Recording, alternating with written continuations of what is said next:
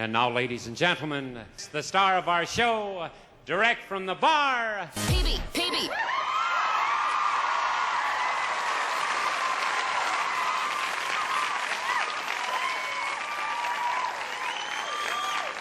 What is going on out there, peeps? Okay, I was supposed to be on with Maria and Nicole last night, but we had a power outage, and then even when the power came on, the internet was not on, so could not join her for a live interview. That would have been nice. But she did bring something to my attention the day before that I definitely want to go over with you people, because there are all kinds of rumors going on about this particular subject. So let's go ahead and get into this. Before we get started, do me a favor, hit the thumbs up button. If you're not a subscriber, please do so, because when you do, it helps out the channel, and I certainly do appreciate it. Okay, I saw some interesting posts about this. So Iraq's central bank governor meets Bank of England's chief in London. There's Al-Alaq. This gentleman hands him this gift right here. We are told that it's from 1913. It's an old currency. It says the governor of the Central Bank of Iraq, Al-Alaq, met with the Bank of England's governor, Andrew Bailey, in London to discuss strengthening cooperation in monetary policy, digital transformation, and currency management.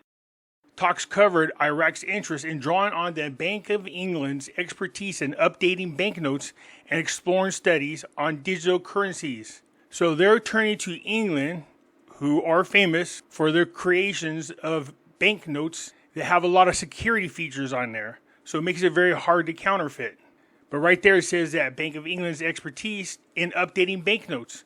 So it sounds to me like Iraq is considering a redenomination.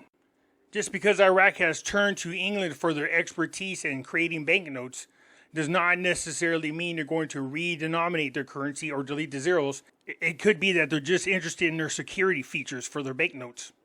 Al-Alaq highlighted that Iraq's monetary policy has succeeded in maintaining overall price stability, with inflation dropping to below 2%, the lowest level in the country's history. The two sides also reviewed cooperation on foreign reserves management, as part of Iraq's holdings are kept in the Bank of England's vaults.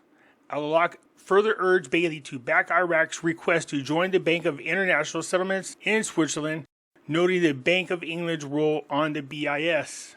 So I bring this article up because somebody said something around, the meaning of the showing of the 1931 old banknote, historic reset, symbolized going back to the starting point in 1931 when Iraq first launched its currency, closing the failed old framework and preparing to assign a new value system, legitimacy for a RV or for restoration. I think what they're trying to mean is restoration of the old exchange rate.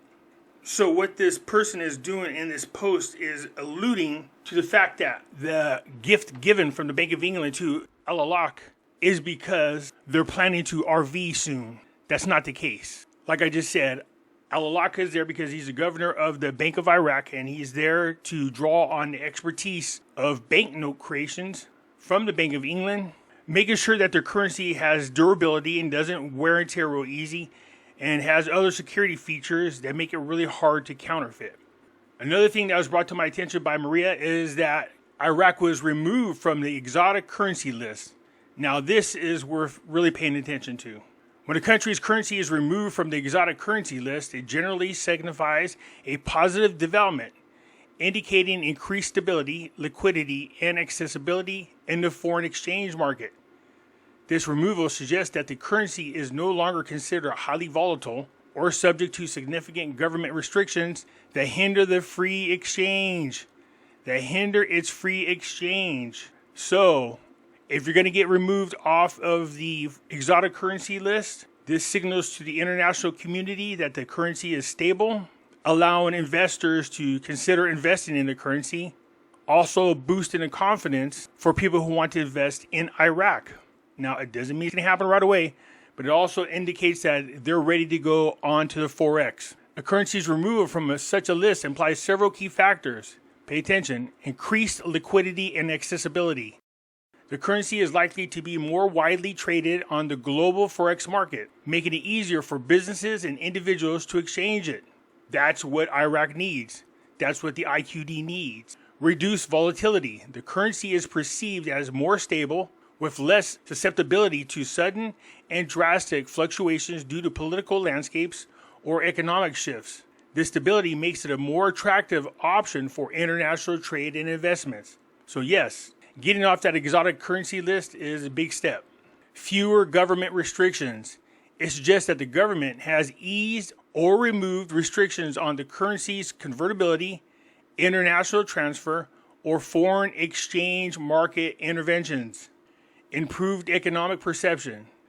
The removal can be seen as a vote of confidence in the country's economic health and policies. It signals to the global financial market that the country's economy is maturing.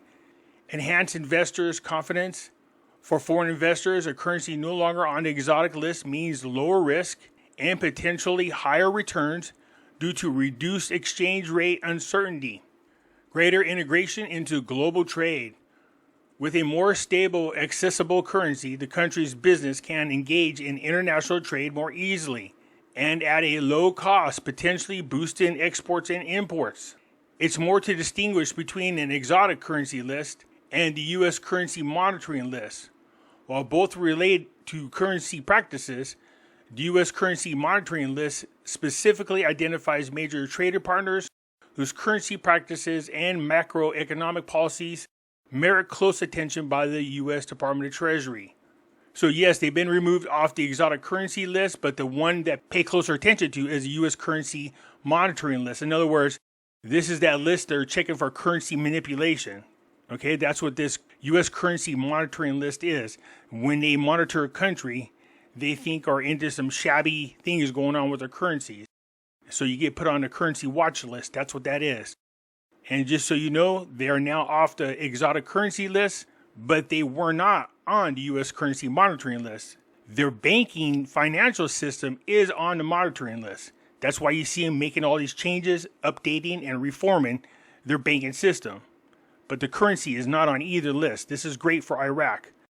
So yeah, this could be seen as taking a step towards preparing it to end up on the FOREX. But I don't want you to jump and make the assumption that that's what's going to happen. Just know that this is a good thing that's happening right here, and you should be very happy about it. It is Iraq putting on their big boy pants for the moment, okay? So what do we have here? They're off the exotic currency list. Iraq is not currently being monitored by the U.S., their currency anyways, but their banking system is. Al-Alaq is over there with the Bank of England, drawing on the expertise of the England bank people on creating new banknotes and making sure that they have the technology to make sure that their currency is durable and lasts a while and doesn't rip very easy because it costs a lot of money to make.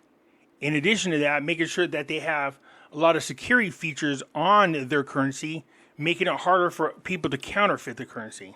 So that is something you would take in consideration if you're going to redenominate your currency. I'm not saying that's what their intentions are, but that is one of the things you would definitely do if you plan on redenominating their currency. And what is a redenomination? It's when they change the whole look of their currency. Like I said, cross your fingers. We hope that they don't remove the 3 zeros and they change the exchange rate, because then we get a whole lot more money back. But if they delete the zeros, your payday is not going to be as big as you'd hope that it would have been. So yes, this step is good. They're not on the exotic currency list no more.